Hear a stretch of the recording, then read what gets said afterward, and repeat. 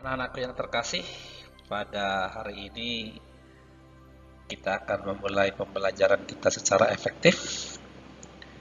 Selama di kelas 9, kita akan belajar, kita akan berdiskusi bersama tentang 4 bab. Yang pertama tentang listrik statis, yang kedua tentang listrik dinamis, yang ketiga tentang magnet, dan yang terakhir tentang partikel materi. Tetapi partikel materi ini akan Bapak sisipkan pada saat atau sebelum membahas tentang listrik statis. Baik, mari kita mulai bab yang pertama.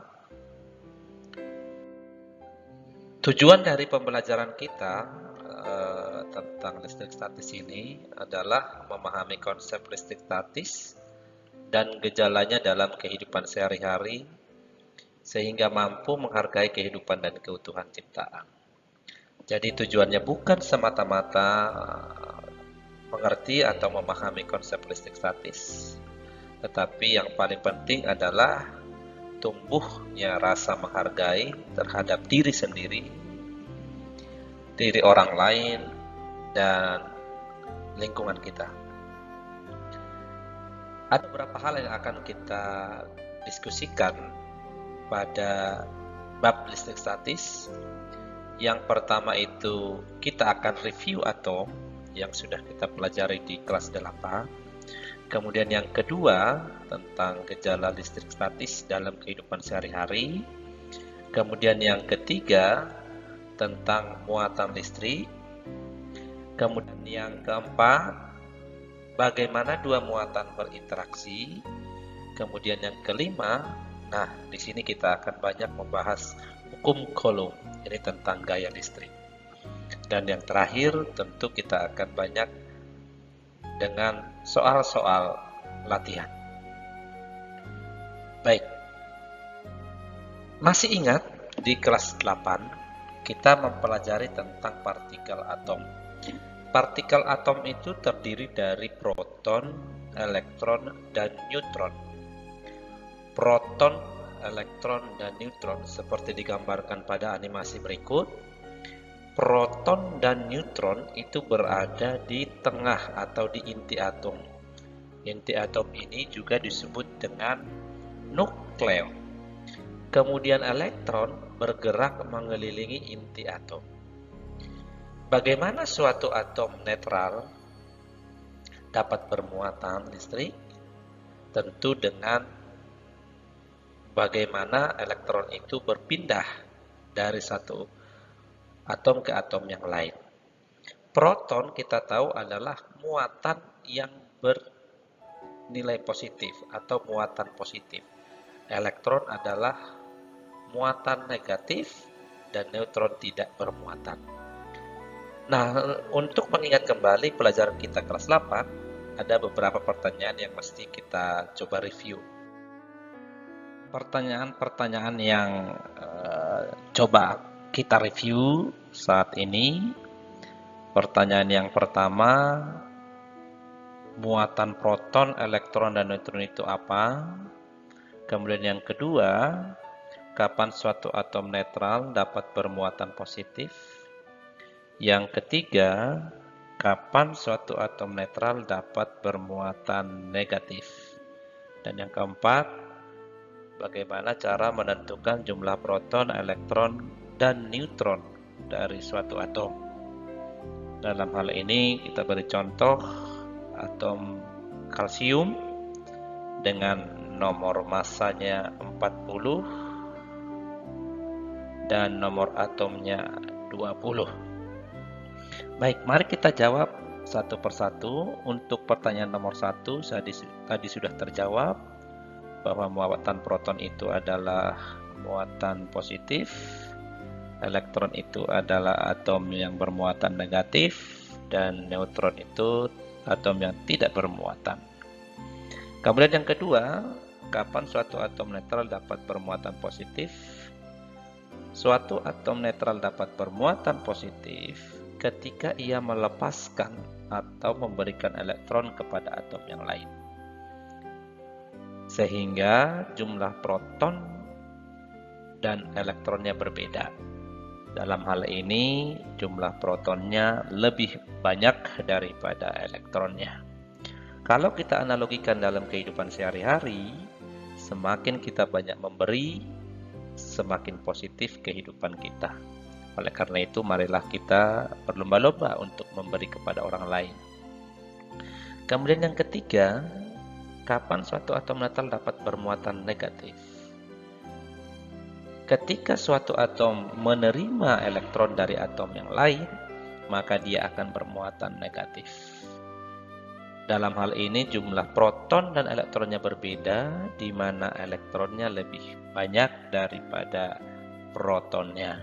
Kalau dianalogikan dalam kehidupan sehari-hari, kalau kehidupan kita hanya menerima dan menerima, meminta dan meminta, maka hidup kita akan semakin negatif. Kemudian pertanyaan yang keempat, bagaimana cara menentukan proton, elektron, dan neutron dari suatu atom? Contoh di sini adalah kalsium. Kita tahu bahwa jumlah proton dan elektron itu sama dengan nomor atom dari atom tersebut. Sementara neutron itu selisih antara nomor massa dengan nomor atom. Anak-anak, kali ini saya akan menjelaskan bagaimana cara menentukan proton, elektron, dan neutron pada suatu atom. Seperti soal yang nomor 4 tadi, Ca 40 20. Nah, proton itu sama dengan nomor atom.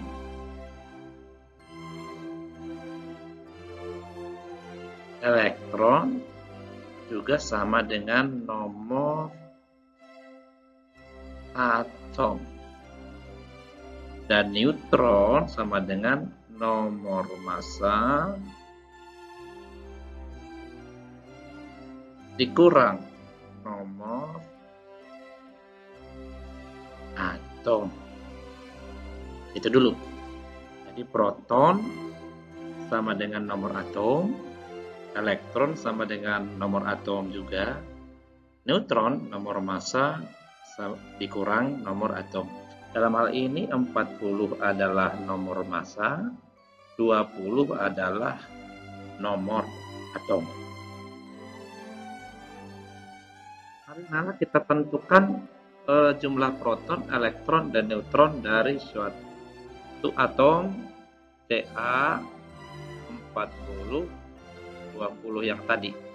Berarti dalam ini protonnya sama dengan 20, elektronnya sama dengan 20, kemudian neutronnya sama dengan 40 kurang 20 sama dengan 20. Nah, anak-anak, mari kita lakukan hal yang sama untuk contoh yang lain. Misalkan saya natrium dengan nomor massa 23 dan nomor atom 11. Berarti protonnya sama dengan 11 sama dengan nomor atom, elektronnya juga 11 sama dengan nomor atom, neutronnya sama dengan nomor massa dikurangi nomor atom, itu sama dengan 12. Nah, sekarang bagaimana kalau dia bermuatan listrik? Kita ambil contoh lagi Na 23 dengan 11, tapi dia bermuatan positif 1. Bagaimana kalau seperti ini? Berapa jumlah proton, berapa jumlah elektron, dan berapa jumlah neutronnya?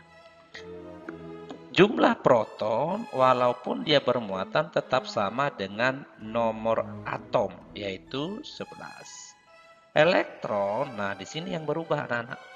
Kalau dia bermuatan positif, berarti dia melepaskan elektron.